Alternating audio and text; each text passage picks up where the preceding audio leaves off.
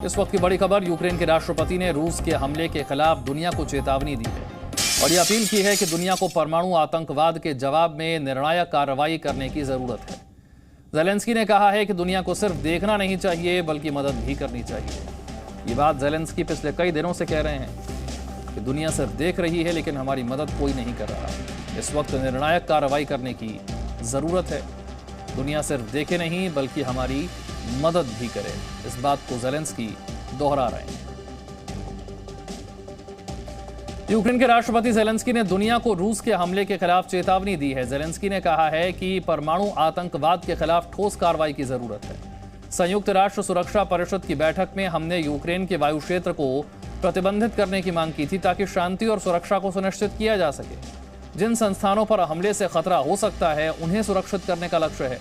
दुनिया सिर्फ देखे नहीं बल्कि हमारी मदद करे। आपको बता दें, शुक्रवार को रूस ने यूरोप के सबसे बड़े न्यूक्लियर पावर प्लांट पर कब्जा कर लिया। वो पावर प्लांट जिससे यूक्रेन की 25% बिजली आती है और इसी को लेकर यूक्रेन ने दुनिया को चेतावनी दी कि यह परमाणु आतंकवाद है और इसे रोकने की जरूरत है।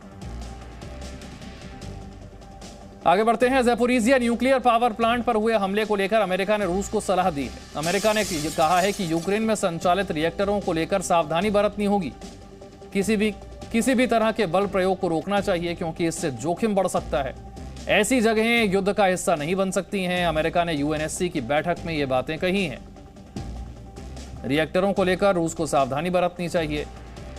इन जगहों पर बल प्रयोग करना यह जोखिम भरा हो सकता है। ऐसी जगह युद्ध का हिस्सा नहीं बननी चाहिए। यूक्रेन ने नाटो से मांग की थी कि यूक्रेन को नो फ्लाई जोन घोषित किया जाए, लेकिन नाटो इस पर तैयार नहीं हुआ। इससे नाराज ज़ेलेंस्की ने नाटो की तीखी आलोचना की है। ज़ेलेंस्की ने कहा है कि नाटो के इस फैसले का मतलब यूक्रेन पर और ज्यादा बमबारी होगी।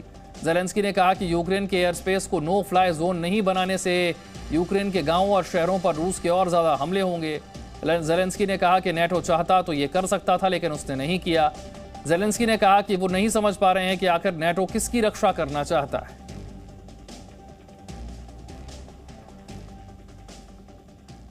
यूक्रेन चाहता था कि यूक्रेन को नो फ्लाई जोन घोषित कर दिया जाए वहां पर, ताकि और बमबारी रूस की जो हो रही है उसे रोका जा सके, लेकिन नाटो ये भी नहीं कर पाया। यूएन में ये भी संभव नहीं हो पाया। नाटो ने इसमें भी अपना पल्ला झाड़ लिया और यूक्रेन इसी बात को लेकर नाराज भी है।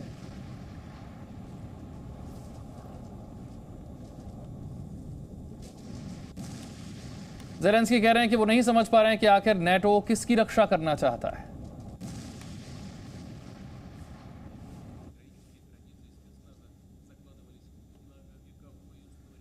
ज़ेलेंस्की ने कहा कि इसका मतलब है कि यूक्रेन के शहरों पर, गांवों पर और ज्यादा हवाई हमले होंगे। नाटो के फैसले पर अब अमेरिका ने भी उसका साथ दिया है। अमेरिकी विदेश मंत्री एंटनी ब्लिंकन ने कहा है कि नो फ्लाई जोन घोषित करने के फैसले पर हम यूक्रेन का साथ नहीं दे पाएंगे। यानी एक तरह से नाटो के फैसले पर अब अमेरिका ने भी उसका समर्थन कर दिया है। यूक्रेन के नो फ्लाई जोन की मांग को ठुकरा दिया है। इसी बात से ज़ेलेंस्की नाराज हैं कि चाहे अमेरिका हो चाहे नाटो हो, जिस वक्त उन्हें जरूरत है उस वक्त उनके साथ कोई नहीं खड़ा है। उन्हें हथियार तो भेजे जा रहे हैं लेकिन उनकी बाकी मांगों को पूरा करने के लिए कोई भी उनका साथ देता नजर नहीं आता है।